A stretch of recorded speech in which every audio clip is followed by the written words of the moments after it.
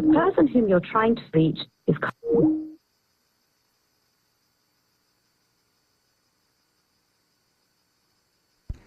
Olá a todos. Olá a todos, obrigado por terem vindo ou resistido a todas as sessões. Essa Open Session tem como tema principal as pequenas ações que fazem nas cidades muito maiores. A sessão será em português. Os materiais foram requeridos em inglês. E depois teremos a participação da Laura Sobral, que está por Skype, e estamos a tentar contatar com ela. A primeira pessoa a falar será a Joana Martins, de MEDS Portugal. Depois será uma intervenção do Sebastião, do coletivo Warehouse. E a seguir teremos a Sofia Pinto, do coletivo Trafaria, do projeto Trafaria. E depois, obviamente, a Laura, se contatarmos com ela por Skype. Obrigado.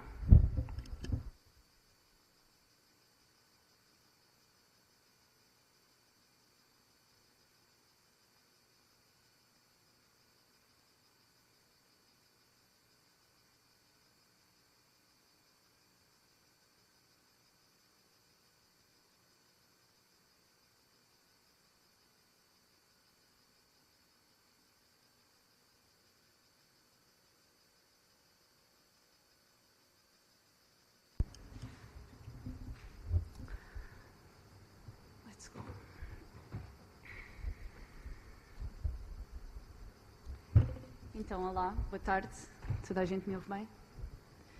O meu nome é Joana Martins e neste momento eu sou o contacto nacional de um grupo de pessoas, de estudantes de design e arquitetura, e nesta apresentação eu vou explicar o que é o MEDS, quem é que nós somos e o que é que nós fazemos neste evento anual.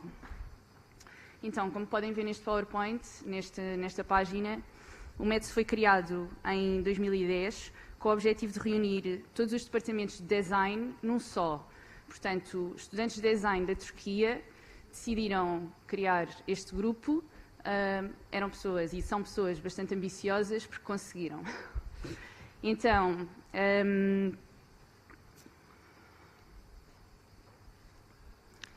o MEDS, Meeting of Design Students, junta todos os anos 200 participantes, como puderam ver, em vários países. A ideia do MEDS é partilhar conhecimento, aprender os processos do design, partilhar experiências, criatividade e as ideias de diferentes pessoas e culturas. Então, o que nós oferecemos são novas aproximações à cidade e não só, novas soluções, a oportunidade de trabalhar em grupo e novamente, tudo aquilo que está ali escrito e que eu já referi. Mas o mais importante é aprender pela experiência e promover e valorizar o fazer pelas próprias mãos. Então, o MEDS é organizado todos os anos, nos primeiros 15 dias de agosto, num país diferente. Nós temos grupos de estudantes de mais de 40 países neste momento e o ano passado tivemos já grupos até da Índia.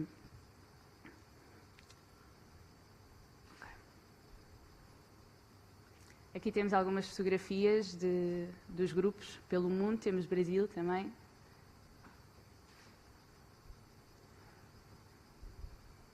Ok. Então, o MENC, que é realizado em outubro, portanto, após os workshops, serve para que nós consigamos, os contactos nacionais consigam pensar onde é que vão ser os próximos workshops. Por exemplo, o ano passado, em outubro, nós decidimos que o workshop de 2019 ia ser na Grécia. Portanto, nós já sabemos e o grupo da Grécia já sabe e já está a trabalhar para que esse workshop seja desenvolvido na Grécia em 2019. Este ano o workshop vai ser no Líbano. Os workshops processam-se desta maneira. A partir mais ou menos de dezembro, os grupos do próprio país lançam candidaturas para que os jovens estudantes possam desenvolver e criar projetos onde com eles vão ter participantes. Portanto, se os seus projetos forem escolhidos, eles vão conseguir realizar e criar o projeto durante aqueles 15 dias em agosto.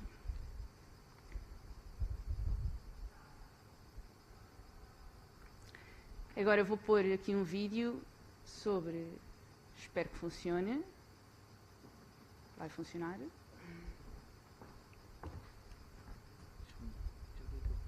Não. Ok, sei. Boa. Está aqui. Boa. Espera aí. Mas não cliques. Põe em pausa. Boa. Então, este vídeo foi criado em Lisboa. Chama-se Mãos. O workshop em Lisboa foi quando eu conheci o MEDS, foi em Lisboa em 2013. O Sebastião está aqui, também fez parte desse workshop. E o Manel também, foi aí que nós nos conhecemos. Eu fiz parte da organização, não conhecia ninguém e quis participar. Fiz parte da organização, fui co-tutora de um dos projetos, adorei a iniciativa. Nós trabalhámos com a comunidade da Graça, no slide a seguir vão conseguir ver alguns dos projetos. E agora vou mostrar este vídeo. Não. Espera aí, mas eu estou a ver. Boa. Okay. Obrigada. Eu tenho tempo. Same? So they want to touch each other, these two connections, yeah? Yeah.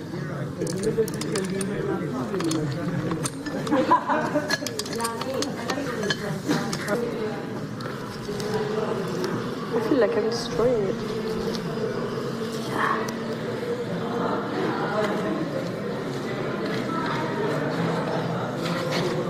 Like, that doesn't cancel the... I don't know how to say it.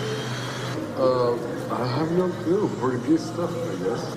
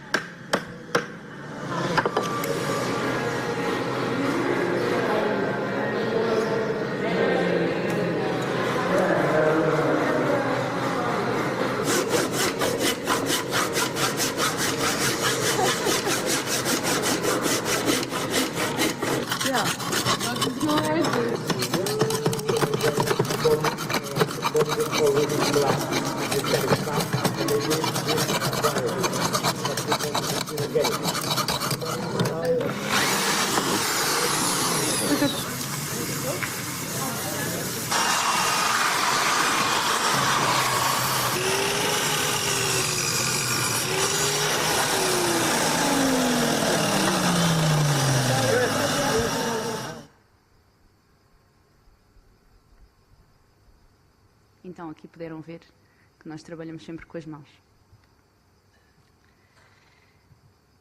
Estes foram alguns dos projetos da Graça. Não sei se toda a gente aqui conhece o bairro da Graça.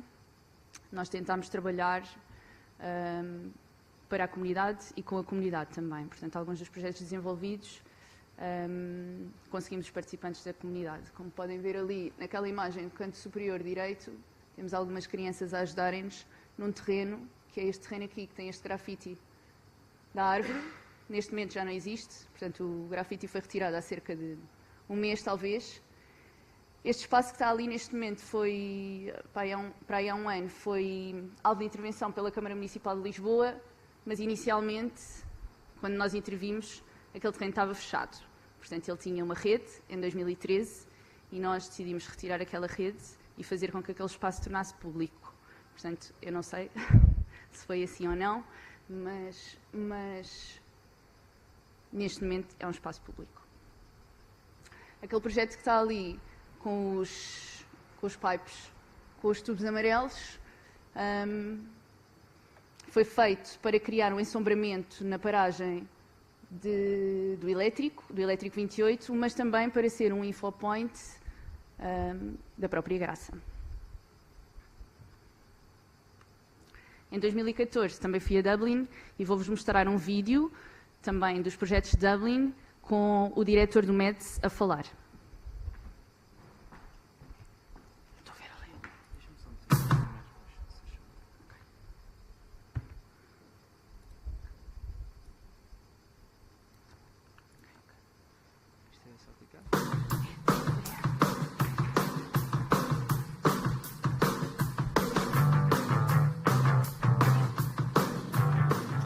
MEDS is Meeting of Design Students. It's a cross between a workshop, a summer school, and a conference, and it's for 200 people. Now, basically, what happens is national groups of students from a variety of design disciplines get together for 2 weeks. They get to know each other, and they collaborate with each other in groups in their workshops, where they're learning new skills, where they're experiencing each other's creative methods and each other's work processes. Now, this year in Dublin, there are 12 workshops, all under the theme of Global Green.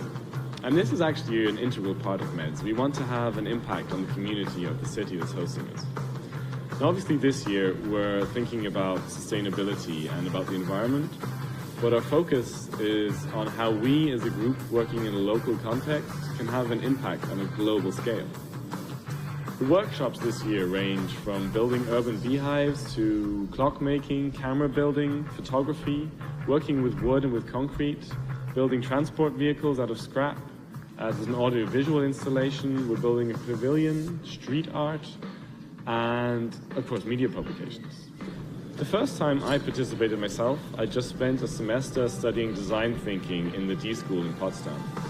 And to me, there were obvious parallels between what I was experiencing and what I had been studying. So I got more heavily involved, actively participating in the development of MEDS, and somehow then when the founders decided to step back, they asked me to take over as the international director. And of course I couldn't say no.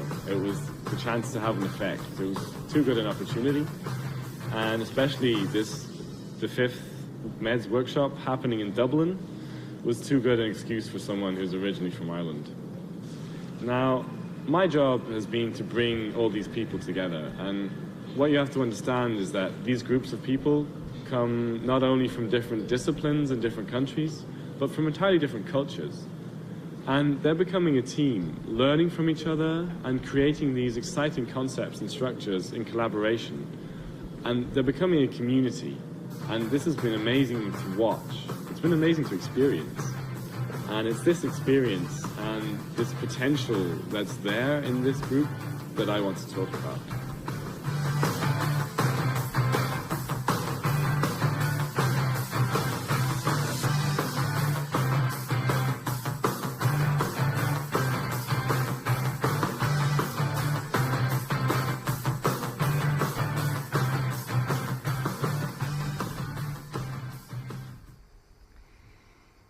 Então, o MEDS em Dublin, o tema foi Global Green, portanto, sustentabilidade. No ano a seguir, em 2015, o MEDS decidiu mudar-se, portanto, fazer este evento e estes workshops num Parque Nacional na Sérvia, em Tara. Todas as construções foram em madeira, tendo em conta a tradição e a natureza. Aquele ali do lado direito, eu sei que ainda se encontra lá. Estes dois próximos, portanto, a seguir foi na Roménia, em Bucareste, em 2016, e em 2017 foi em Ghent. Nestes dois últimos, em Bucareste, vou-vos mostrar este projeto, vou-vos explicar um bocadinho do que é o Little Bucarest, que tem mais a ver até com o tema de hoje, diversidade. Portanto, o tema aqui eram os contrastes e as justaposições, portanto, falando, por exemplo, no rico e no pobre. Por exemplo, o Little Bucarest era um espaço que foi desenhado para servir vários propósitos, portanto, para ser um espaço multifuncional. Portanto, aquilo que os tutores desejavam aqui era que este espaço pudesse ser, por exemplo, um espaço onde se pudesse vender artesanato, onde se pudesse vender fruta, vegetais, onde se pudesse, por exemplo, pôr som para algum evento, onde as pessoas também pudessem sentar-se e relaxar, portanto, que pudesse servir vários efeitos, vários propósitos. Ok, é isso. E este aqui foi o resultado final. Este projeto foi construído no campus de Agronomia da Universidade de Bucareste e sei que neste momento o espaço também ainda se encontra lá. Portanto, o último MEDS, o ano passado, o MEDS Ghent, chamou-se Urban Haven, foi na DOCA, portanto, uma área bastante industrial, e contou também com várias iniciativas locais. Este projeto chamava-se Common Dreams e também era uma plataforma multifuncional, e aquilo que estes tutores desejavam, mais que tudo, era que a plataforma também continuasse no sítio e pudesse servir os habitantes. E isso aconteceu. Portanto, há pouco tempo, naquela fotografia ali do lado direito, temos uma reunião com alguns políticos que se chamou Onde a Arte encontra a Agenda Política, Notas para o Futuro dos Partidos Políticos de Ghent, e um dos primeiros eventos foi falar sobre uma escola de flutuação com o encontro de pescadores e residentes. Portanto, este ano o MED será em Biblos, no Líbano. Pela primeira vez nós vamos sair da Europa, vamos para a Ásia, e para o ano depois será na Grécia. Se tiverem alguma questão, não podem contactar, falar no fim. Obrigada. Ou enviar e-mail, se quiserem. Obrigada.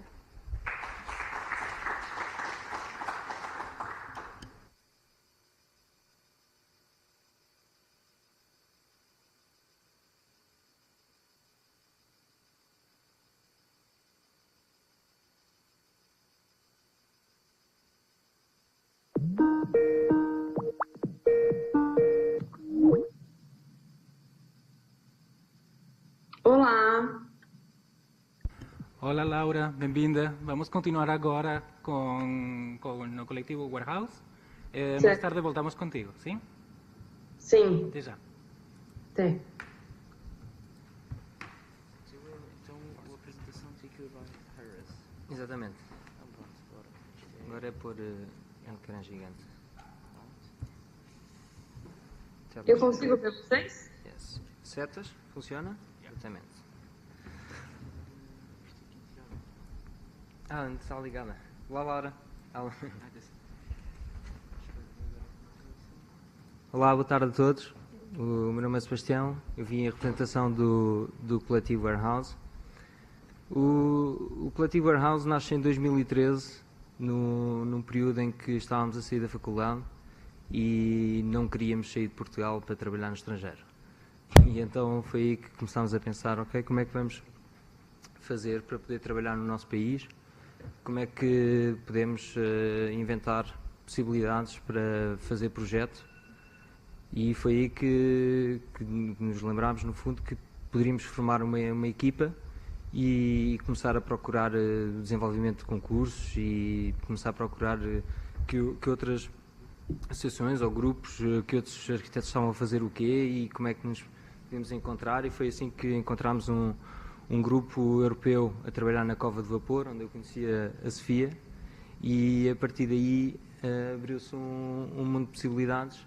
Encontrei também a Joana no MEDS em Lisboa, para um projeto do qual fomos tutores. Portanto, fizemos uma proposta e no fundo fizemos depois um projeto no Caracol da Graça, que era animado com uma escada. No fundo era animar uma escada com pontos para fotografia, uma data de situações para explorar e para fazer com as pessoas no MED.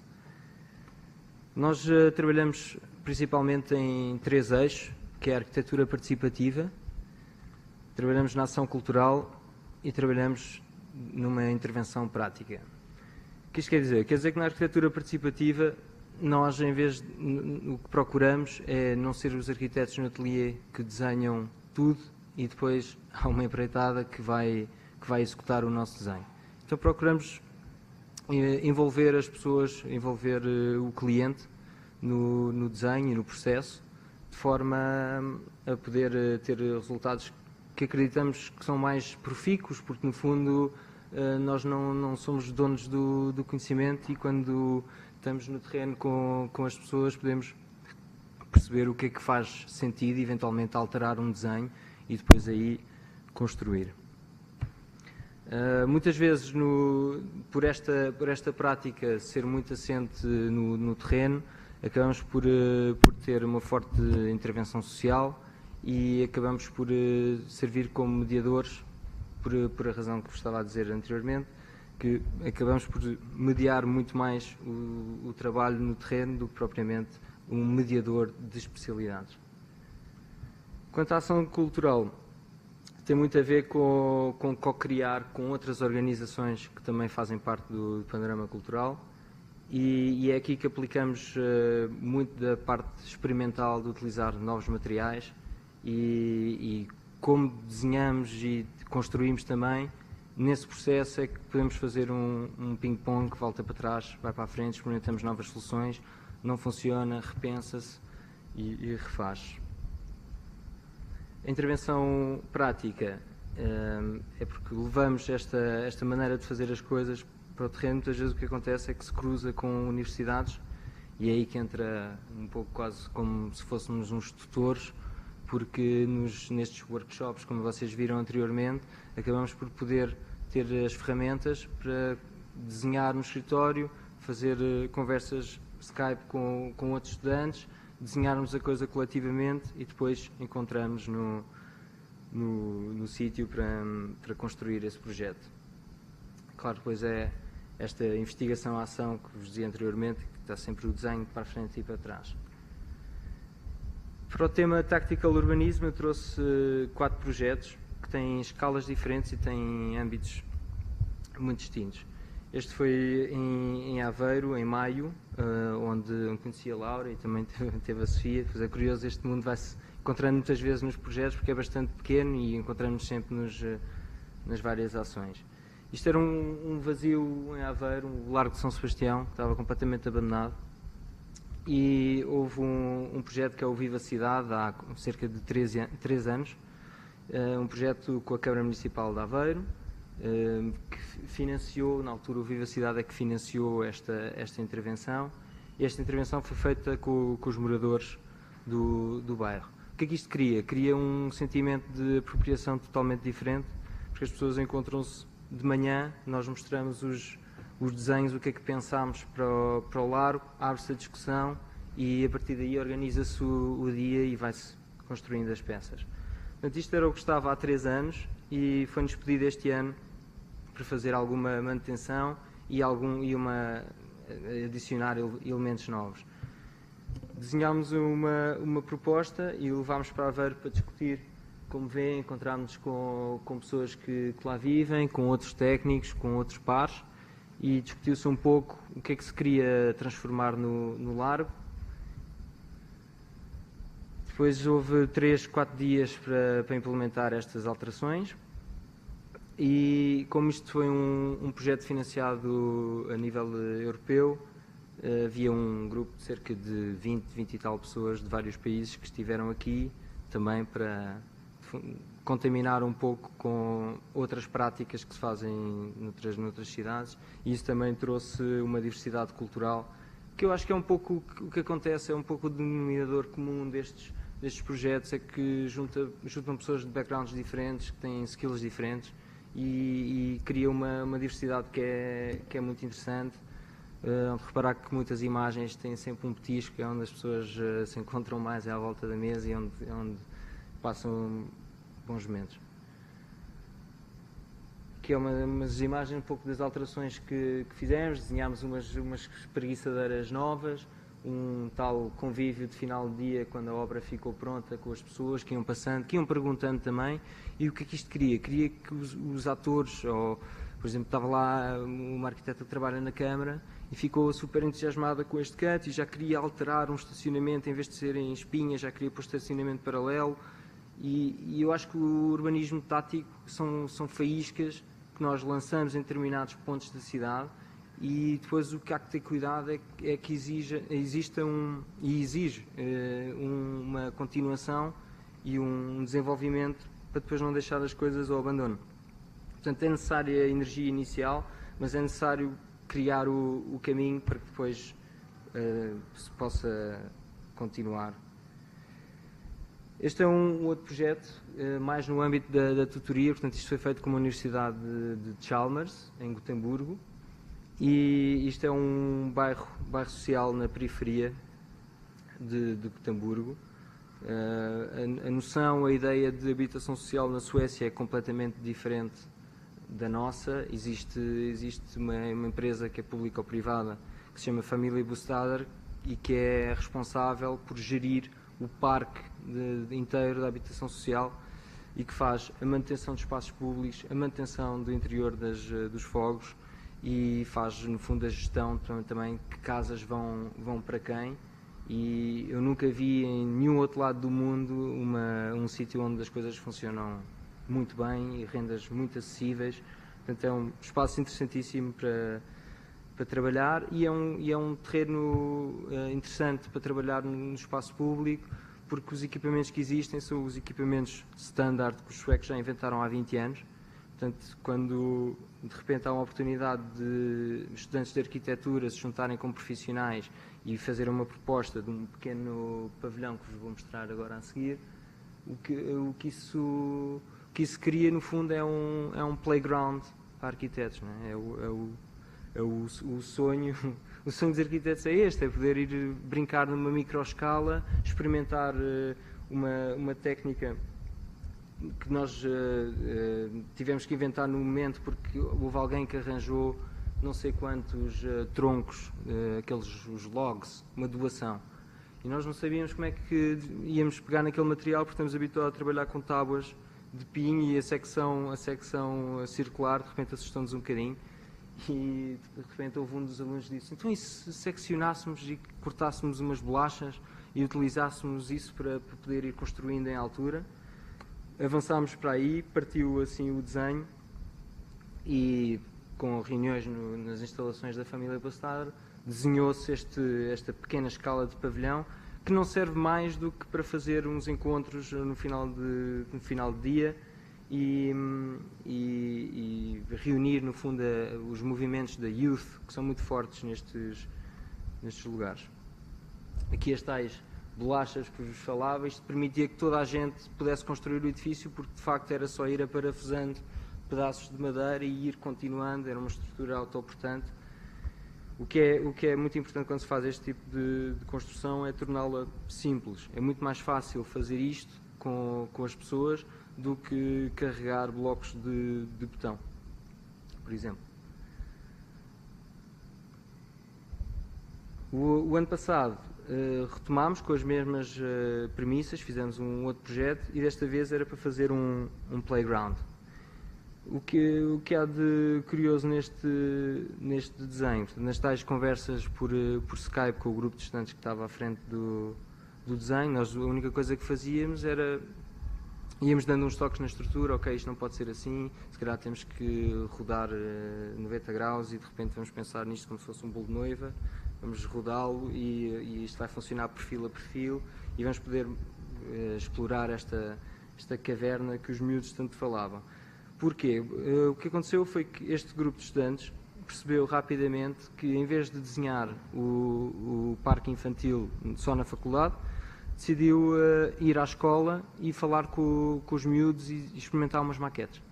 E foi assim que surgiram ideias de queremos um meteorito, gostaríamos de ter uma cave para nos podermos esconder, uma série de ideias que depois fomos desenhando. Depois aparece o Janis, o melhor técnico dos playgrounds na Suécia, o super chefe das seguranças, aparece e dá o apoio que é necessário para ser tudo legal. E depois foram 3 semanas a executar este desenho feito em cocriação. Há um projeto que fizemos em Lisboa que eu trago porque é um exemplo que eu gosto muito de mostrar quando se fala de tactical urbanismo, ou seja lá o que isto é, estas experiências que são estas faíscas. Muitas vezes este é um caso que não funcionou porque não houve o envolvimento necessário com a comunidade, nem com a junta, nunca teve uma grande ligação com o que se estava a fazer ou se criam essas condições com eventos, não é preciso grandes coisas, basta organizar uma churrascada de fim de tarde neste sítio e provavelmente teríamos conhecido mais pessoas que viriam a ser os responsáveis deste sítio. Isto foi um workshop feito com a Lusófona, com os estudantes do 2º ano. Foi interessantíssimo enquanto experiência construtiva, porque pudemos ver com os próprios olhos manta geotextil e drenos, que são coisas que para nós na faculdade são linhas de AutoCAD. Portanto, é interessante ver o material com os próprios olhos e experimentá-lo. E depois foi um calor insuportável, foi muito difícil, mas muito interessante. Aprendemos a betonar laje e fazer as cofragens das escadas. Foi um dia super intenso, tivemos um dia para cofrar isto tudo, não tínhamos mais dinheiro para o caminhão voltar 2 vezes. Portanto, teve que ser um push de um dia inteiro. Isto são imagens de como o parque está neste momento. Era suposto ter havido um equipamento para as crianças brincarem, que nunca foi colocado, e também por culpa nossa, não éramos experientes o suficiente na altura, nunca tínhamos feito uma coisa desta escala ou com este âmbito, e percebemos isso, que se calhar se este auditório tivesse menos uma bancada, ele seria muito mais, e tivéssemos utilizado esse dinheiro para fazer os tais convívios ao início, para perceber que rede é que existia ali em Marvila, muito provavelmente o resultado hoje em dia não seria este, seria um outro que vos vou mostrar agora, que é a história de um parque na Bélgica. Isto é uma colaboração que fizemos com uma rede da qual a Sofia, a Eda e nós fazemos parte, é a Construct Lab. Isto é a Capital da Cultura de 2015 e muito rápido um parque que estava fechado e esta rede de carpinteiros, de artistas, de coletivos de arquitetura encontraram-se neste parque, estava fechado há 10 anos, construíram estas estruturas para fazer uma residência artística de 4 meses e depois a diferença de Marvila para aqui é que houve um envolvimento sério da comunidade, inclusivamente construíram um forno para fazer pão e começaram a se encontrar todos os fins de semana para beber vinho e comer pão e estar com as crianças a brincar no parque. E foi deste modo que hoje em dia existe uma associação que trata de organizar workshops, fazer yoga, fazer tudo num parque que estava fechado há 10 anos porque tinha problemas de droga, de insalubridade e muitos outros problemas que têm a ver com os espaços encerrados da cidade. Nós temos muitíssimos espaços encerrados na cidade que podemos aproveitar e fazer estas transformações que vemos, estas imagens que são muito saudáveis. E é tudo. Obrigado.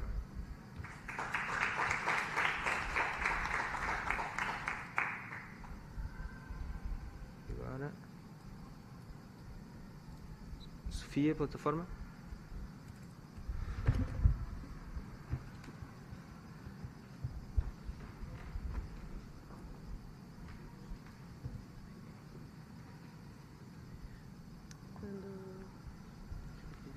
Quando precisar do vídeo, tem uma hora que ele precisa dar um play num vídeo. O vídeo está fazendo. Acho que é naquela mesma pasta que está esse ficheiro. É isso aqui.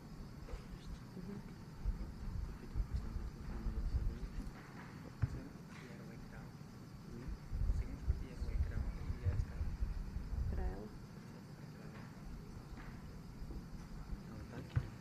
Sim, mas na opção do Skype fica a ver uma opção. Oi, estamos a tentar ver como partilhar o ecrã contigo, sim? Tac, tac, tac. Sim,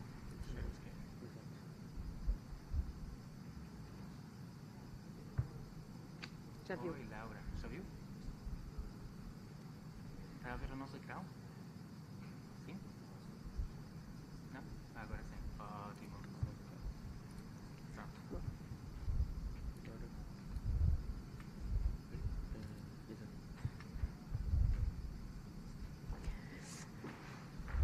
Olá, boa tarde, eu sou a Sofia.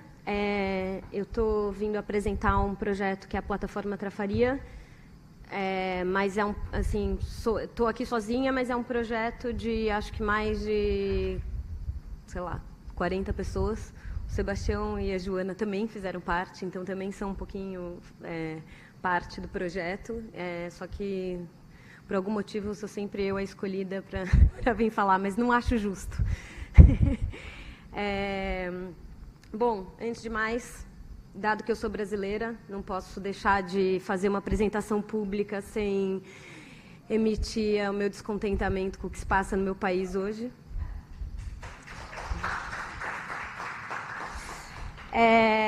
O projeto da plataforma Trafaria é um projeto da EDA, é uma associação que surgiu no projeto da Casa do Vapor, esse projeto na Cova do Vapor, em 2013.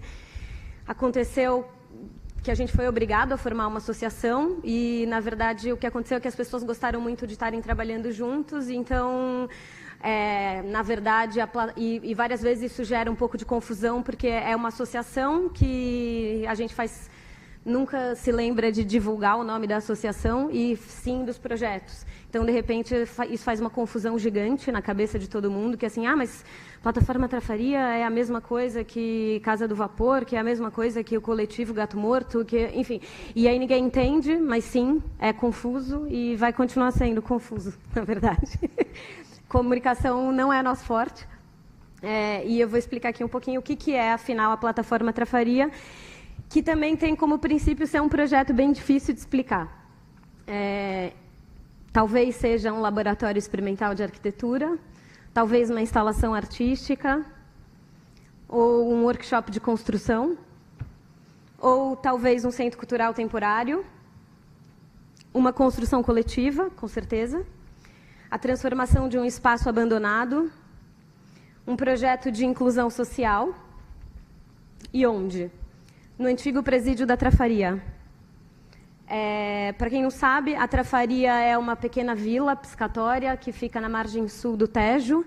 Há um barco que não faz esse percurso que está aqui no gráfico. Na verdade, ele sai de Belém, para em Porto Brandão e depois vai para a Trafaria.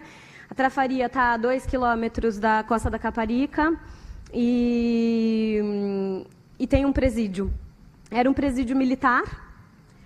E essa zona toda do presídio é muito grande, está desativado há muito tempo. Até o 25 de abril era mesmo um presídio militar. Depois disso, com o 25 de abril, deixou de ser um presídio, passou a ser um lugar não usado do governo. E depois a Câmara de Almada comprou isso nos anos 80 do governo. Isso é mais ou menos à vista quando estamos chegando de barco na Trafaria. E é isso, o fato de ser uma coisa, um edifício público fez com que, para a gente, fosse muito difícil entrar lá pela primeira vez. E a gente só conseguiu com esse projeto, quando esse projeto foi escolhido para ser um projeto associado da Trienal de Arquitetura de Lisboa, e porque tinha ganhado uma bolsa da European Cultural Foundation, para, basicamente, a nossa proposta na European Cultural Foundation a gente quer ocupar esse presídio durante alguns dias e pensar o que pode ser o futuro daquele lugar. Na prática, era lindo, assim, uma bolsa para pensar, a gente ficou super feliz, porque, na verdade, as pessoas não são tanto do ambiente acadêmico, então, uau, vão pagar a gente para pensar. Sensacional. E era pouco, e aí não era muito dinheiro, e isso foi uma parceria também com uma associação de Hamburgo. Então a gente fez e foi engraçado, tem ali o presídio, a relação com o município é muito complicada, assim, porque como é deles, tem 1000 complicações, e a gente já faz 3 anos a primeira vez que a gente entrou lá, não, 2 anos, a primeira vez que a gente entrou lá, e já deu para aprender bastante coisa que poderiam ter dito para a gente logo no primeiro dia, sabe? Então, a gente está aprendendo como lidar com isso. Foi muito difícil conseguir a chave do presídio. Quando a gente conseguiu, é a chave do presídio. Então, é inacreditável. A gente tem, E a Trafaria, ainda por cima, tem uma característica de ser um lugar um bocado marginalizado, então, se você não trancar muito, roubam nada. Enfim, e aí, basicamente, quando a gente conseguiu, foi curioso, porque quando a gente submeteu a candidatura para ser um projeto associado da Trienal de Arquitetura, obviamente, a gente falou que tinha o apoio do dono do lugar, que era a Câmara de Almada. Depois a gente foi escolhido para ser projeto associado, e aí, então, eu pedia para a Câmara de Almada, a gente precisa da chave do presídio. E aí eles falaram, você pode mandar a carta de aceite da Trienal? Mas Tipo, parecia que eu estava blefando, sabe? Eu falei, não, mas vocês já tinham aceitado a gente antes de ser. E na prática, eles só conseguiram nos dar a chave do presídio porque éramos um projeto da Trienal. Só que eu só fui um projeto da Trienal porque eu falei que eu tinha o apoio da Câmara de Almada. Então, era uma situação meio bizarra. Lá, esse primeiro encontro aconteceu em junho, uma primeira vez, e depois a gente fez um segundo encontro em outubro de 2016, que se prolongou até dezembro. Então, mais ou menos, durante junho a dezembro de 2016, a gente conseguiu estar dentro do presídio e ativar bastante aquele lugar.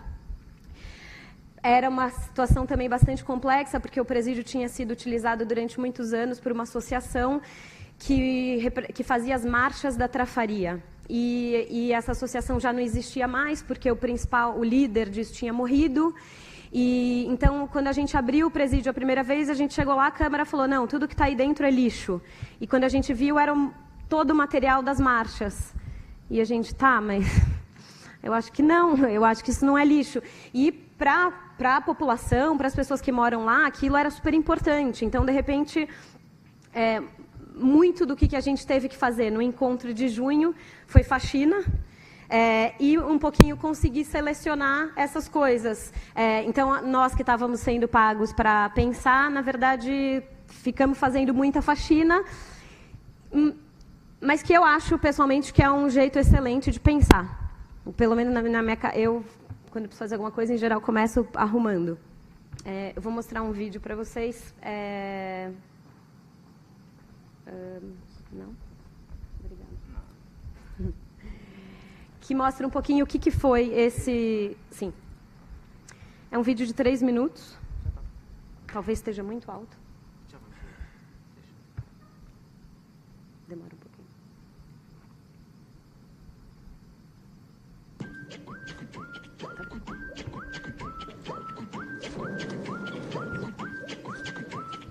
Dale no danger. Grande puta! Grande puta! Grande puta! Grande puta! Todos andarem de lado, cachuchos com roupa empinada, Monica tá todo fumado, eu também tô bem lavado. Grande puta! Grande puta! Grande puta! Grande puta!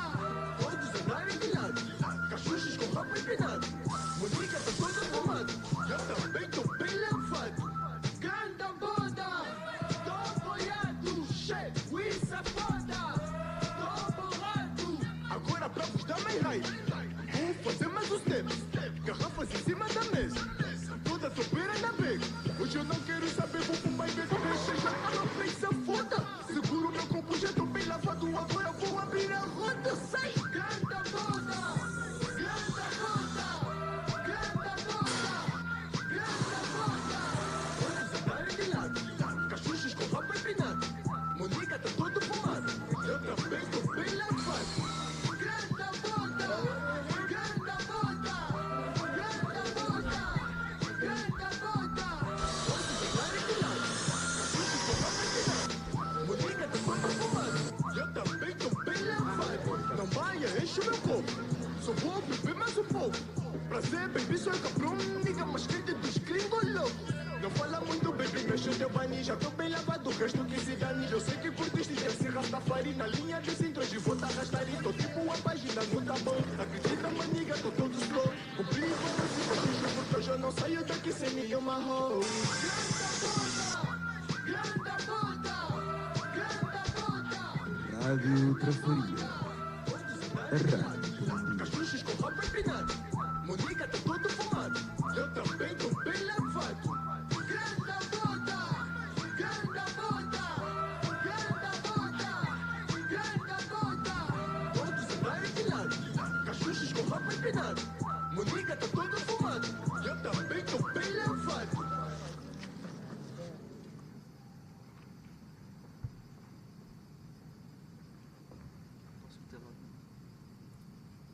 Obrigada. Sim.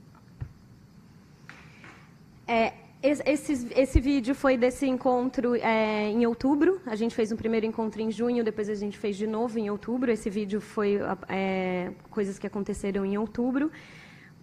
aconteceu milhares de coisas ali, tem uma rádio, uma pessoa começou a fazer uma horta, a própria oficina a gente fez uma oficina de carpintaria no presídio.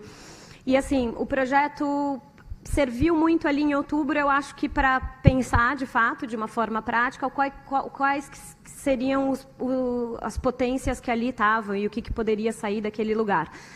A gente começou, depois disso, um diálogo também difícil com a Câmara de Almada, onde a gente fazia várias propostas de coisas que a gente queria fazer ali e que não eram aceitas, porque isso envolvia também eles darem dinheiro, e aí entra em 1000 questões legais que a gente também só veio entender um tempo depois, que a gente não podia pedir dinheiro para a Câmara para beneficiar o próprio equipamento deles. Então, aquela coisa, se eu falo, eu vou fazer uma sessão de teatro, e para fazer essa sessão de teatro eu preciso construir um palco, ok.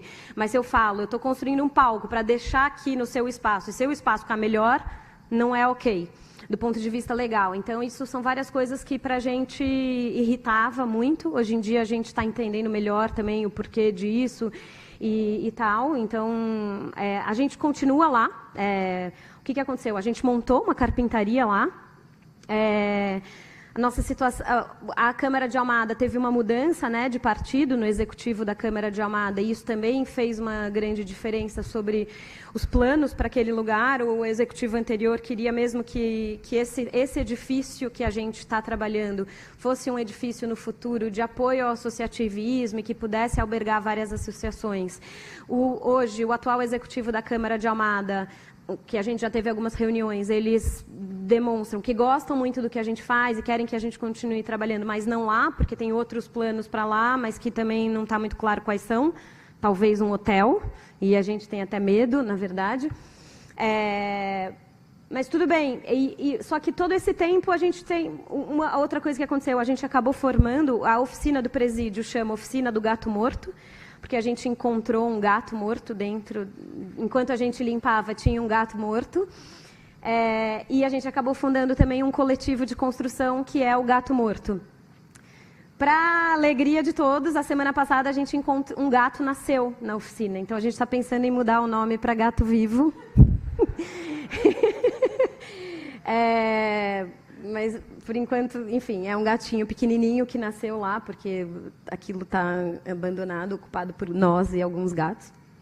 A gente começou a tentar fazer algumas experiências de montar um ateliê de serigrafia bastante básico lá no presídio, e a gente chegou a fazer um cartaz de um dia, a gente fez um concerto lá.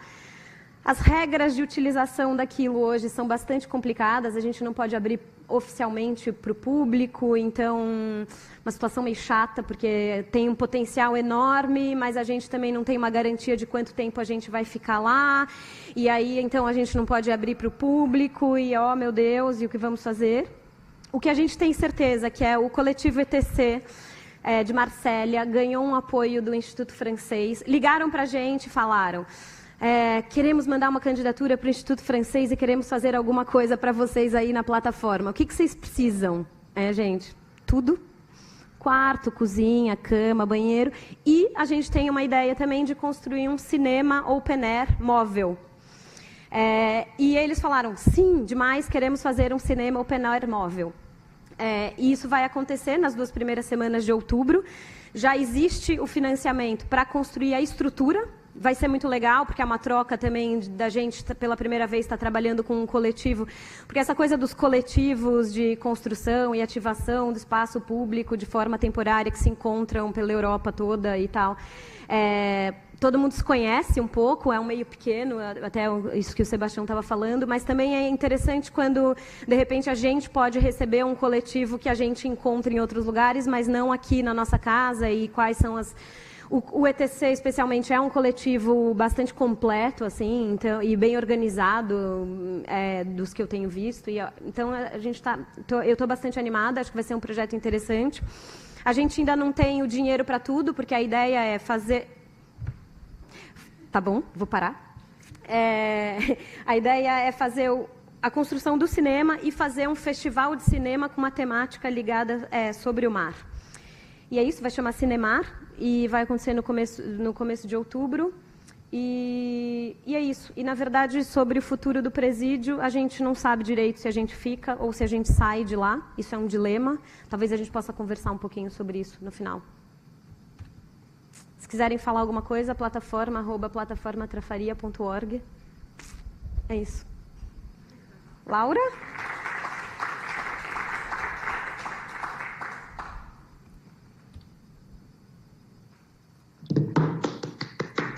Muito bom.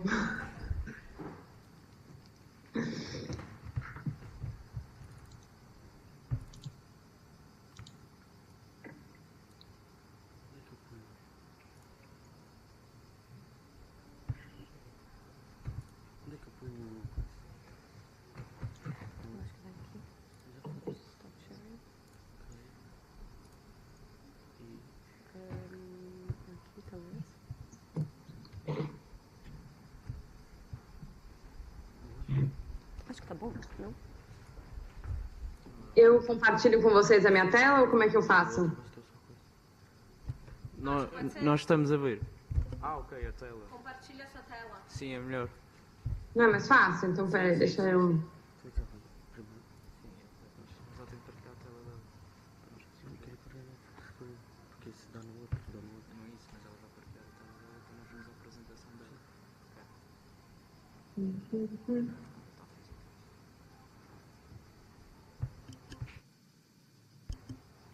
Onde é que fica compartilhar a tela mesmo? Porque eu coloquei esse Skype novo. Basicamente, tem nas opções 3 pontos e depois é Share Screen ou partilhar tela.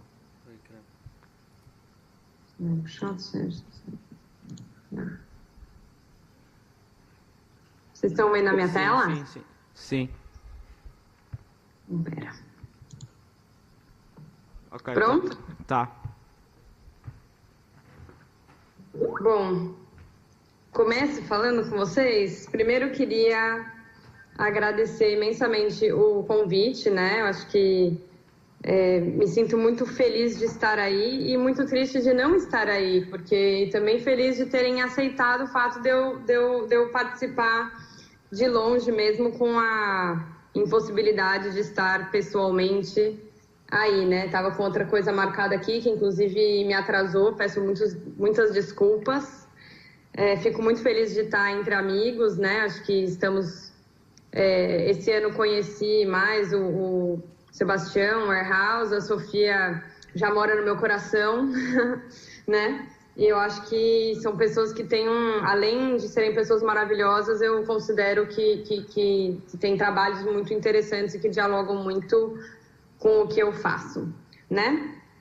Infelizmente, esses que eu citei vão ver uma apresentação que eu já fiz há algum tempo atrás e eles devem ter visto algo muito parecido, mas devo me justificar falando que não é preguiça, é obsessão mesmo, né? Tipo, é isso que eu estou estudando e não tem muito o que falar para além disso.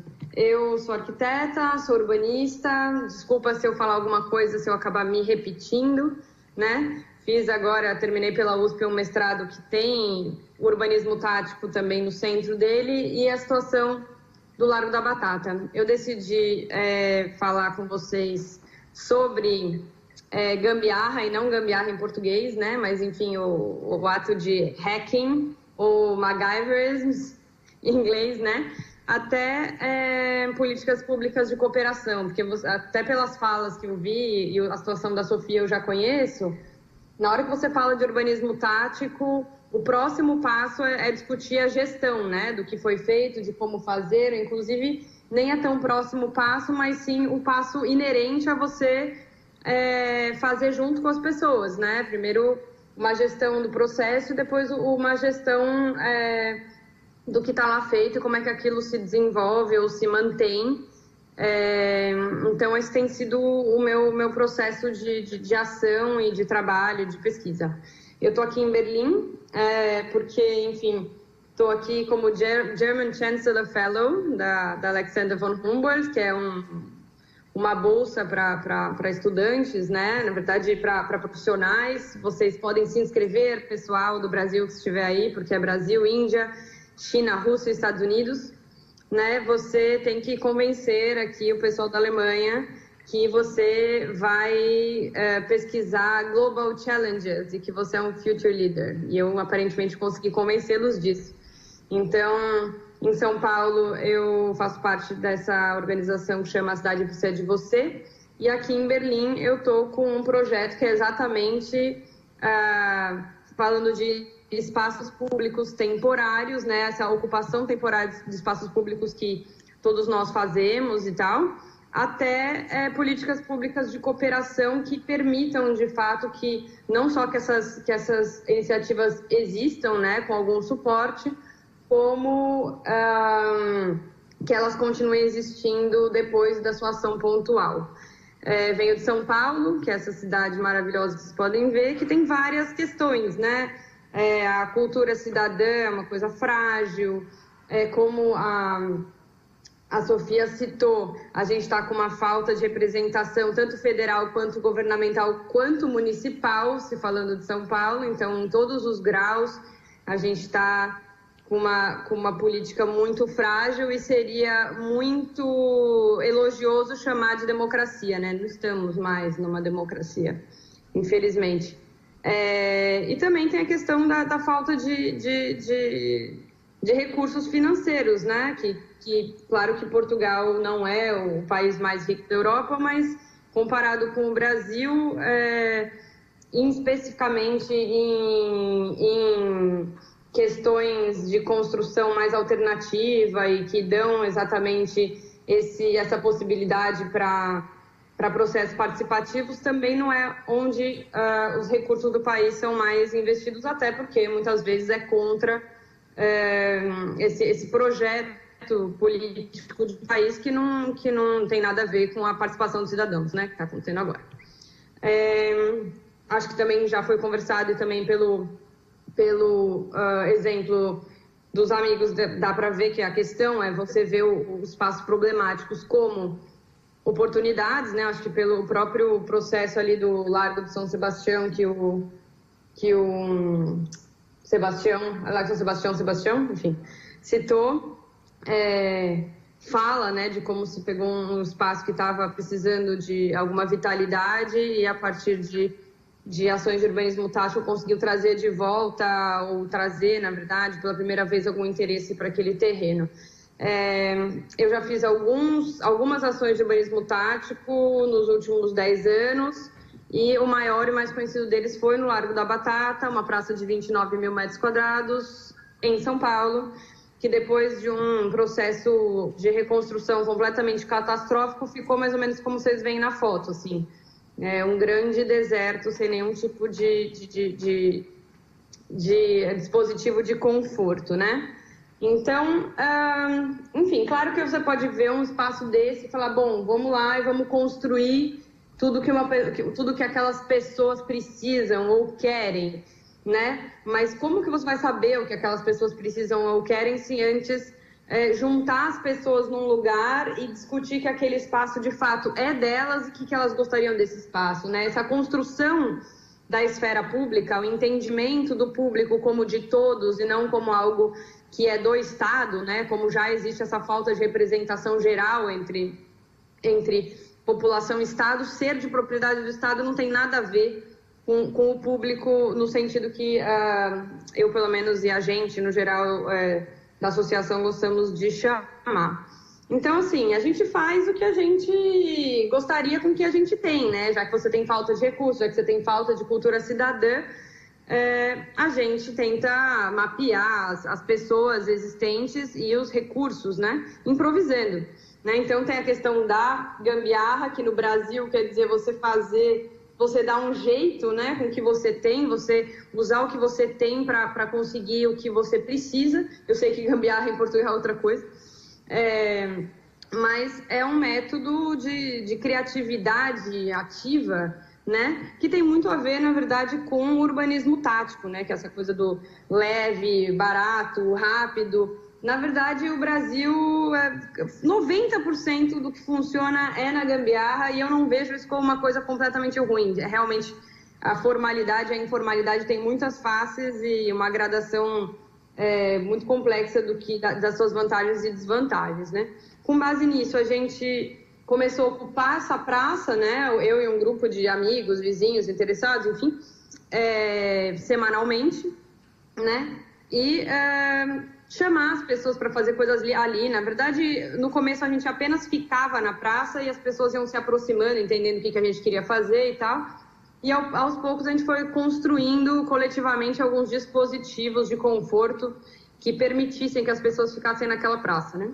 É um processo muito familiar, né? Acho que não diferente de nada do que eu consegui escutar a partir do Sebastião e que eu já não conheça, mas eu acho que o grande diferencial dele é porque a gente fez durante 1 ano e meio semanalmente.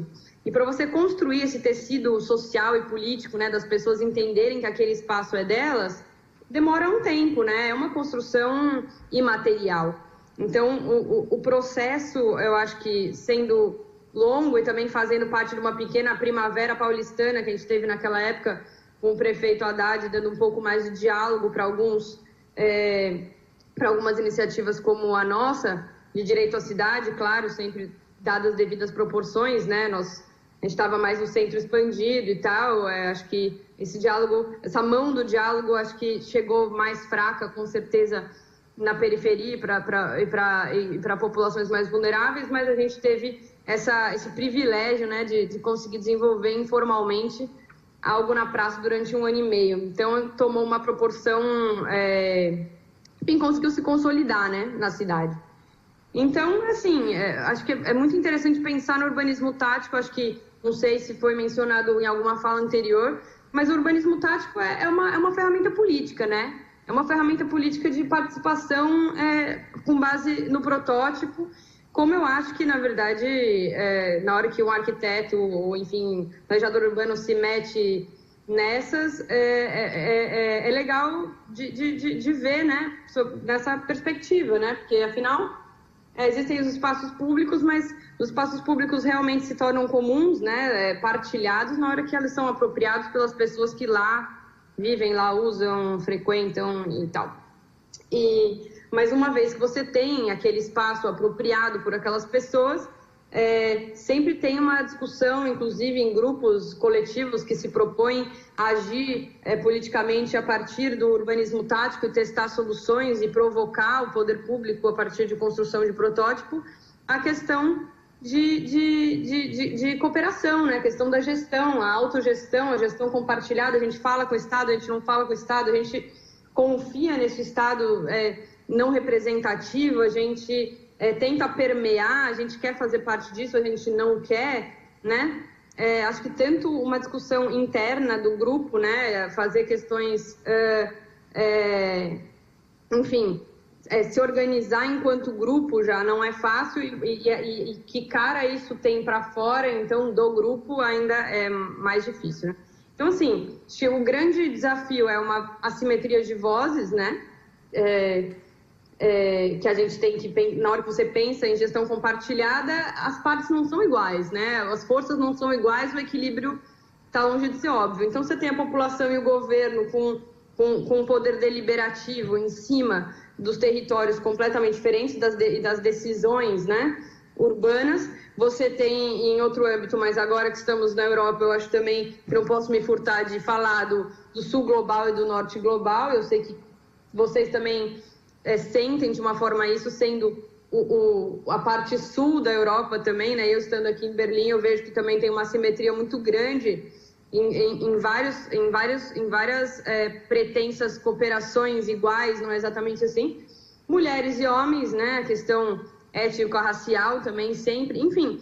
Então, como é que a gente consegue, né, transformar essas políticas públicas de participação, criar, né, políticas de participação que permita essa gestão compartilhada desses espaços criados, provocados pelo urbanismo tático, com simetria de vozes, né? Eu acho que esse é um grande desafio que a gente tem na frente e que me move bastante hoje em dia, assim, né? Uma vez que você constrói né? Então, acho que tem a ver com o conceito de descolonização do pensamento e das práticas, né? De entender a voz própria de cada pessoa, né? de cada uma das pessoas, e também quais são essas ferramentas que conseguem co-criar horizontalidades, né? A partir dessa primeira visão, sabendo, né, que existem privilégios e assumindo esses privilégios, né? Então, uma das coisas que eu estou fazendo aqui a partir de Berlim até o final do ano é achar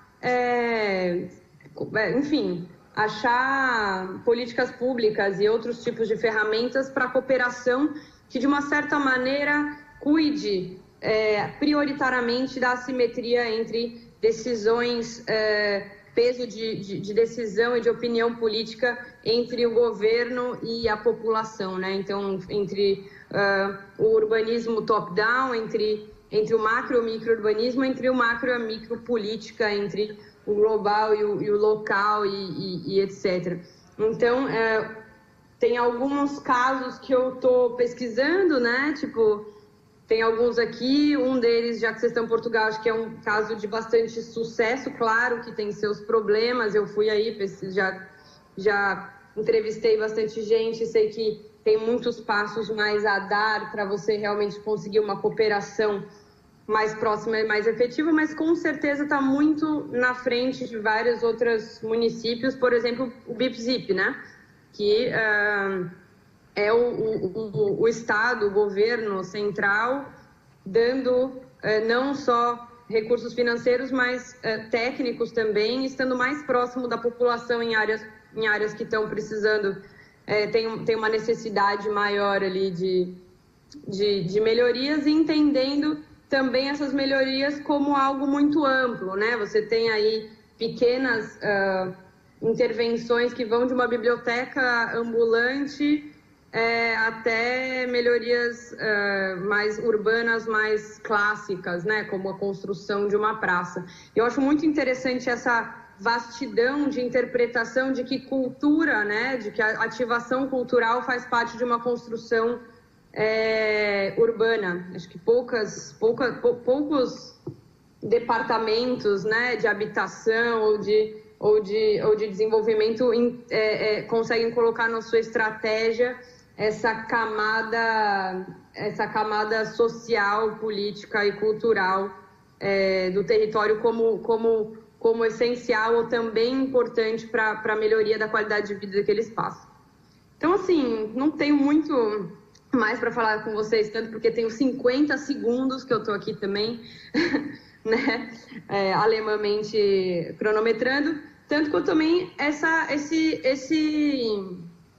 esse trabalho está acontecendo, né? No final do ano eu vou publicar um livretinho, um manual com alguns desses casos que eu estou pesquisando e entrevistando, e também com algumas reflexões sobre esse tema da questão da gestão dos espaços que começam a partir de intervenção de urbanismo tático e querem se desenvolver como espaços públicos comuns, né?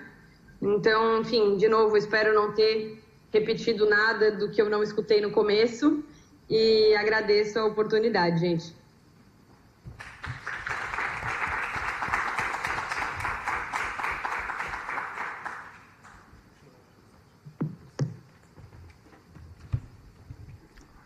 Oi, Laura. Obrigado pelo controle do tempo. E então, temos ainda espaço para algumas perguntas. Temos por aí acima 2 perguntas. Estejam preparados os 3, os 4. Certo. Olá, muito boa tarde a todos. O meu nome é Hugo Marques, eu sou licenciado em Planeamento e Gestão do Território pelo Instituto de Geografia e Ordenamento do Território da Universidade de Lisboa. E tenho 2 pequenas questões a colocar, uma delas à Joana Martins, que a minha questão é quem financia o projeto. Porque uma das coisas que nós vemos é que existem muitos bons projetos, e até mesmo na área do ordenamento do território, muitas equipas, muitos estágios não remunerados. E as contas aparecem no final do mês. E depois temos uma situação social que é quem é rico ou quem tem capacidades económicas ou quem tem suporte consegue ir para esses projetos e consegue depois alcançar alguns trabalhos de que quem tem que fazer a faculdade e trabalhar ao mesmo tempo não consegue. E fazendo essas viagens todas e tem que sustentar isso por isso, quem financiou o projeto, de onde vem o dinheiro? A segunda questão vai para o projeto da Trafaria. Eu conheço bastante bem aquela área da Trafaria. Terei todo o gosto em poder ajudar, porque eu conheço os vereadores. Fui da Juventude Partidária da JST, onde está agora juntamente com a Câmara Municipal, por isso terei todo o gosto em poder ajudar. Te amo. E também verificar o que dizem os planos diretores municipais, porque a grande questão não é se podem ou não ficar lá. A grande questão é se neste momento vocês estão lá legalmente, porque aquilo é propriedade do Estado português, e depois temos os planos diretores municipais e depois temos todos os outros planos em cima que legalmente poderá condicionar, mas terei todo o gosto em poder ajudar nesse sentido. Ok. Então vou começar por explicar como é que aconteceu em Lisboa. Ok? Eu só entrei em meio do processo. Aquilo que eu sei em Lisboa é que teve de ser criada uma associação, não é? Como é óbvio. Portanto, normalmente aquilo que acontece em todos os países é quando nós, enquanto contactos nacionais, decidimos que o evento vai ser em determinado país, é criada uma associação e essa associação começa à procura de patrocínios. Ou seja, grande parte dos custos no próprio sítio são patrocinados. Portanto, o espaço onde os participantes dormem, a alimentação, o material, as ferramentas. Eu, por acaso, não pus aqui nenhum patrocinadores, mas, por exemplo, a Bosch é uma das que nos apoia sempre. Em Portugal, eu sei que nós ficámos num convento, todos sabemos, não é? Sebastião também, Convento das Mónicas, que está fechado ao público, é um espaço privado. É um dos maiores espaços de Lisboa, no centro da cidade, que está fechado neste momento. É inacreditável mesmo. Portanto, nós pedimos autorização, ou seja, os contactos nacionais na altura pediram autorização. Foi feito um trabalho, tipo, meio ano, um ano antes. Tivemos patrocínios EDP, EDP tenho a certeza. Houve um BIP-Zip, exato. O projeto do grafite foi um BIP-Zip e ainda houve outro qualquer que agora não me recordo. Pronto. Portanto, é isto que acontece assim, grosso modo. Depois, os participantes pagam sempre uma FII, que serve para cobrar alguns custos, sei lá. Normalmente é à volta dos 200 euros. Não passa muito daí. Depende, vou-te explicar. Posso tratar por tudo? Desculpa. Depende muito, porque o evento não são só os workshops, não é? O evento tem conferências, às vezes são de alguns arquitetos de renome, por exemplo, em Dublin tivemos o Zarup, e há custos associados. E quando os patrocínios não conseguem pagar estes custos, este dinheiro dos participantes serve para isso, não é? Ou quando temos uma festa num sítio qualquer, não é? Por exemplo, em Lisboa, eu sei que o espaço não precisou de ser pago, mas houve, por exemplo, passeios, houve passeio à praia, passeio a outros sítios, não é? Que têm um custo associado. No entanto, os participantes têm sempre, se eles precisarem de saber para onde é que vai este dinheiro, no fim, eles têm sempre uma lista que lhes diz para onde é que vai o dinheiro. Ou se precisarem de saber na altura, isso é-lhes dito. Acho que é isto. Consegui responder?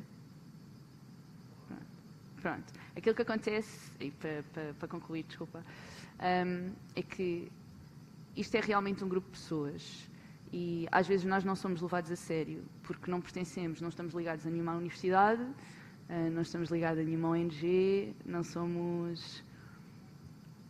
somos uma associação efetiva e eu já tive alguns problemas com isso porque não consegui apresentar em algumas universidades porque os professores disseram que nós só queríamos extorquir dinheiro aos estudantes e não é isso que realmente acontece, como vocês puderam verificar.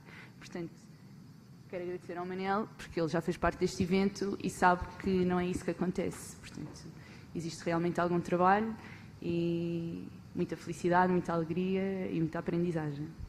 Acho que é isso.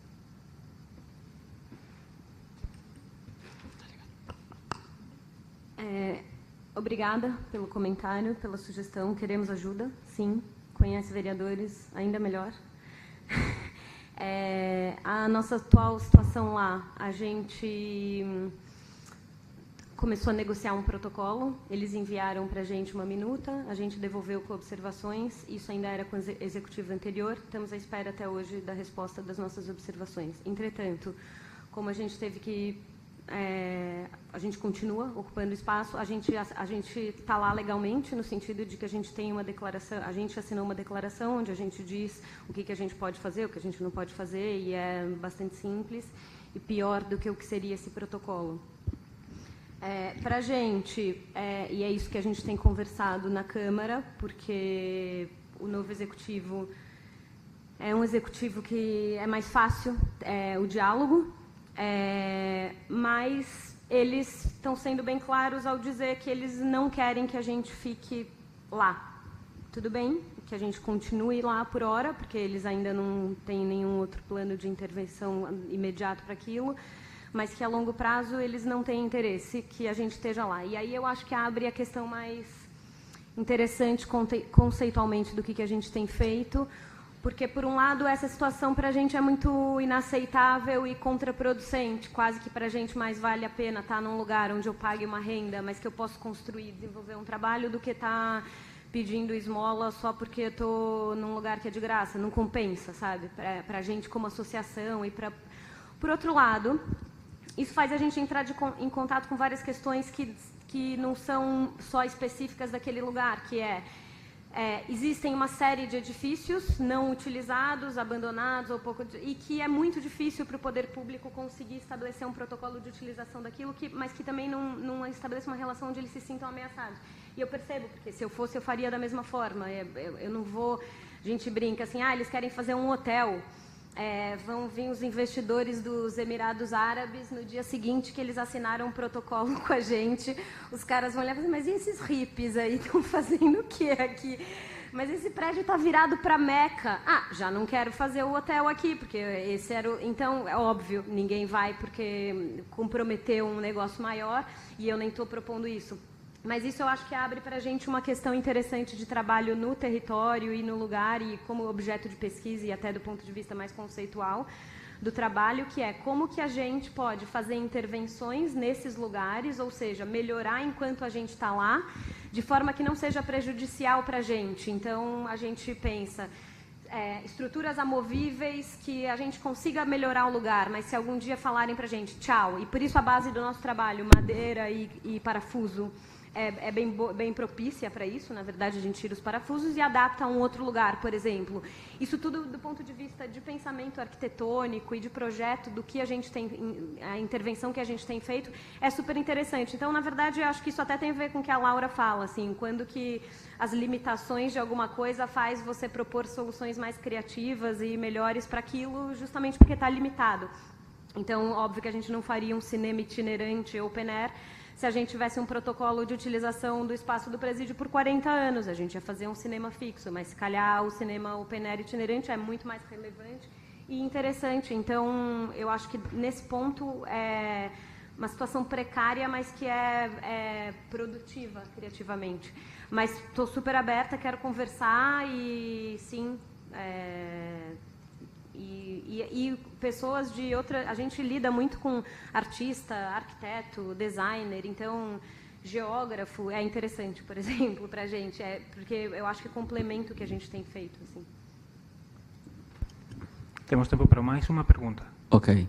Olá a todos. Olá, Laura. Nós tivemos 1 mês e meio pela Reza do Chão conversar consigo lá na Misericórdia.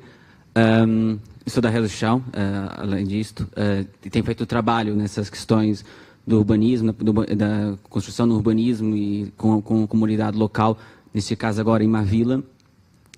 E essas questões estão nessa mesa, estão sendo discutidas nessa mesa, entram em contato muito aquele nosso trabalho que temos a fazer em Marvila, e suscita uma questão, uma dúvida, porque nós temos essas dúvidas em Marvila, como é que fazemos os projetos com os moradores, com a comunidade. Como é que, mais do que envolvê-los no processo e no desenho desse projeto, o que me interessa muito é perceber como é que pensamos inicialmente o projeto para um contexto qualquer, para um bairro, para o meio da cidade, para o meio do centro, seja onde for, para o meio rural.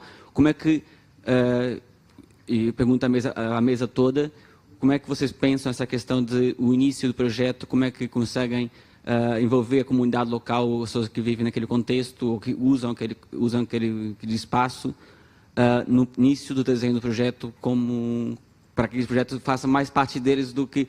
Para não acontecer aquilo que aconteceu, por exemplo, com a Erasmus ali em Mavila também, porque eu conheço esse projeto também vosso lá, que depois a comunidade não se revê naquilo, porque aquilo não foi feito, por exemplo, a junta de freguesia. Anteriormente, uma junta de freguesia de Mavila era uma junta de freguesia que muito pouco dialogava com toda a gente, não era só com vocês, era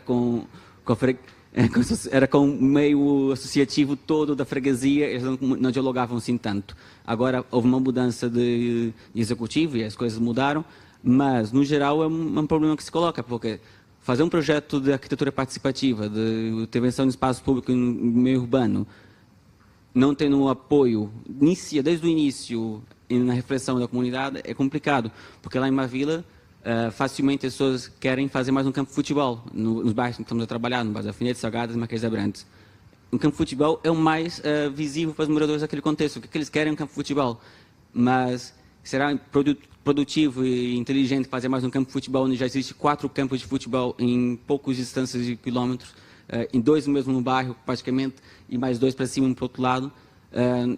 Como iniciar um projeto desse, acho que é a minha grande dúvida. Nós temos essa dúvida lá, eu tenho essa dúvida comigo no dia a dia, pensar como é que se inicia um projeto num contexto em que estamos a trabalhar. Era isto. Começo falando, vocês acham? Força. Começa a falar, sim. Ah, sim. Bom, eu não tenho uma resposta para isso, porque, na verdade, acho que não existe uma resposta para isso, né? Existe o que já foi feito e que pode inspirar, assim, porque acho que existem aproximações muito diferentes a respeito dessa questão. No meu entendimento e na minha experiência, eu acho que entender o que já foi pensado e todas essas camadas é muito importante, porque normalmente você chega em um lugar onde o poder público já tem uma ideia, tem uma certa população que já tem outra ideia, tem um pessoal que está em um outro canto que já tem uma outra ideia, só que eu também não sei se você precisa saber isso de antemão ou se você ir para lá com uma questão aberta, né? Eu acho que uma coisa que eu tento fazer nos meus projetos é construir mais catalisadores de pessoas, no sentido de construir perguntas, né? Do que construir as respostas, porque se você quer que as pessoas cheguem, sempre tem pessoas que já estão meio que engajadas ou estão inclinadas a discutir um espaço perto ou das suas casas, ou do seu trabalho, né? Ou existe sempre o pessoal do poder público que também algum tipo de plano e algum tipo de histórico para aquele lugar também já tem. Então, eu entendo a profissão do urbanista como um facilitador e um mediador a partir de um contexto, a partir de um conhecimento técnico que a gente tem, né? Então, uma coisa que eu acho muito frustrante, por exemplo, às vezes quando você vai nesses conselhos que você vota, ou se você dá uma ideia, assim, vamos ter um campo de futebol. Daí sai do conselho, o mais votado é o campo de futebol.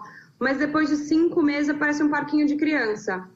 Daí o pessoal que estava naquela discussão fala, mas isso não foi o mais votado, entende? Porque o processo de discussão em cima daquilo e falar, não, mas a gente discutiu e descobriu que, na verdade, por mais que as pessoas quisessem, é mais uma questão de que elas gostam de usar os outros, mas não de falta de um. Tipo, quando esse processo de pensamento é junto com as pessoas, né? Por isso que a gente está lá toda semana, num sentido legal, mas ainda mais no lugar, né? Porque dá para ver, assim, as pessoas têm uma ideia, e daí já existem ideias pré-concebidas sobre aquele lugar, daí existem conflitos, e daí usar esses conflitos, na verdade, como um motor para conseguir dialogar e chegar em ideias novas, eu acho que é muito mais legal do que fingir que aquele conflito não existe e tirar aquela conclusão técnica, né, sobre o que está sendo proposto. Então, uma vez que você tem todas as ideias na mesa e todo mundo pensa junto e esses dados de que se está precisando realmente ou não, se aquilo está dentro do orçamento ou não,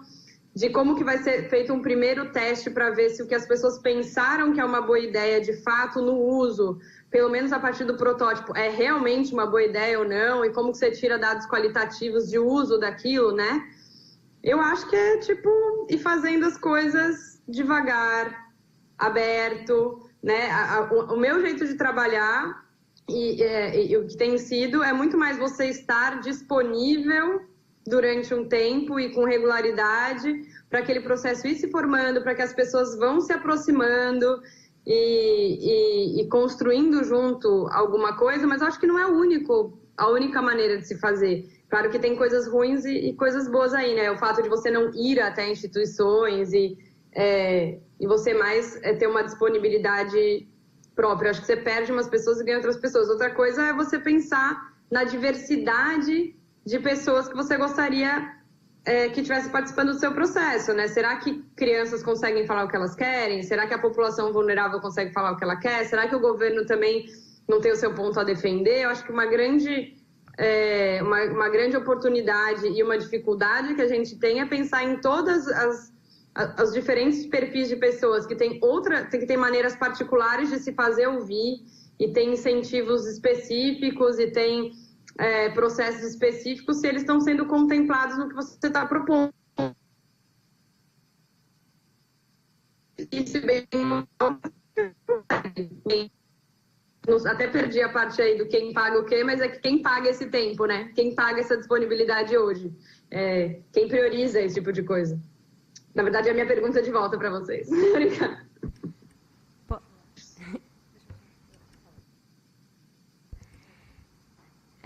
Dos projetos que a gente fez, eu considero que o que teve maior envolvimento com a comunidade local foi a Casa do Vapor, por exemplo, e eu acho que é um bom primeiro passo extinguir esse termo comunidade local da nossa vida e chamar de João, Antônio, Manuel. Se a gente começar a chamar comunidade local pelos nomes das próprias pessoas, eu já acho que é um bom primeiro passo, assim.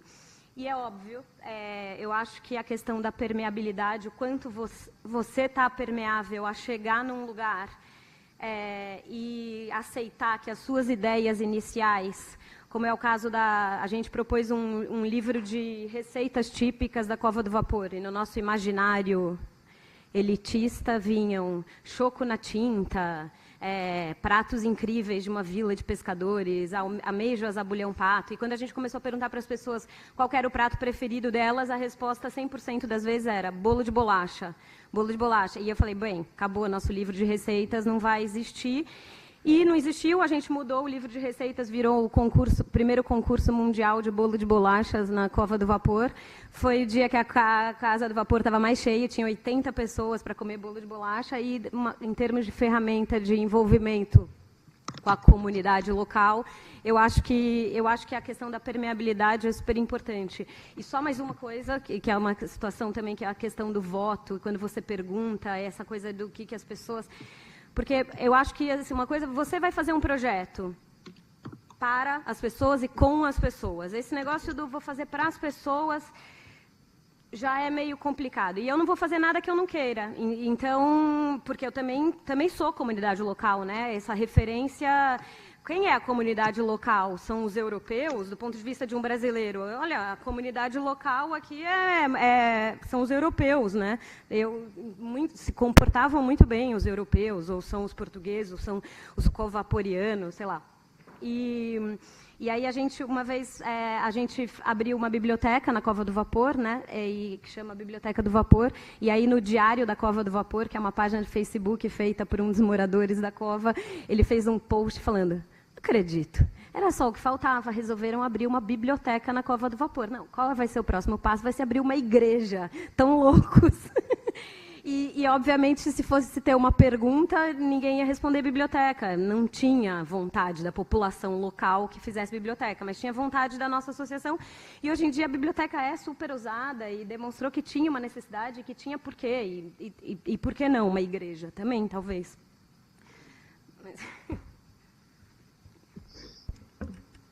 Queria só perguntar, estavas a falar dos 3 campos da bola que já existem, certo? E que a comunidade, essa comunidade, que usa esses campos da bola, quer outros campos da bola? É uma questão de bairros. Porque o que se pede é um campo para cada bairro, quase que fosse um campo para cada prédio. Não sei se está a perceber. Ok. E esses prédios, essas comunidades de cada prédio, portanto, esses moradores não se juntam? Sim, essa é a minha questão, por aí. Não se juntam? Se juntam em alguns contextos, mas não se juntam, por exemplo, a uma comunidade cigana, a comunidade portuguesa do Norte, a uma comunidade portuguesa que foi introduzida de outros bairros de relojamento. É onde isso? Desculpa. Mavila. Maravilha. Ao pé da biblioteca, à volta da biblioteca. Padres Cruz, por exemplo. Já tentaram juntá-los? Não, o processo, nós estamos em outro processo neste momento. Estamos no processo de perceber o que é que vamos fazer e um processo ainda que podemos falar depois o nosso trabalho lá, mas... A minha sugestão, enquanto cidadã, é tentarem organizar um evento em que convidem um a um, morador a morador, saber os nomes das pessoas, conversar com elas, não é? Perguntar o que é que elas gostam de comer, por exemplo, se, tipo, pode ser em piquenique ou não, depois vocês conseguem perceber qual é que é a aproximação das pessoas e tentar criar um lanche, qualquer coisa, e perceber primeiro qual é que é o entusiasmo da população toda em relação a este evento. Eu acho que é isto, para começar. Depois, pensar sobre a outra fase. Podemos falar depois, acho que é preciso compreender o processo e o contexto. Sim, claro que sim. Queria só perceber também a primeira fase. Sim, eu acho que de facto não há receitas para estes projetos. Estes projetos carecem de horas e horas estar no terreno e alterar por vezes aquilo que são as nossas ideias iniciais. Nós por vezes achamos que vai ser espetacular e que faz todo o sentido para aquele sítio e afinal não faz sentido nenhum. E só com só dando esse tempo. Agora, isso é que eu acho que levanta essa questão que a Laura estava a falar, de não existir um enquadramento legal. Não é convencional ainda essas horas serem pagas, mas deviam. Elas são tão ou mais relevantes do que atirar um tiro no escuro e às vezes acertam, outras vezes não. Portanto, acho que para mim seria para deixar uma mensagem hoje a esta sala, diria que talvez o que temos que pensar sim é como tornar esta parte do processo convencional, normal, para todo o tipo de áreas. Deixar de assumir que são os técnicos que são donos do conhecimento total e abrir um bocado as portas ao diálogo. Então, com esta pergunta aberta, com esta sugestão, damos por concluída a sessão. Obrigado a todos. Obrigado.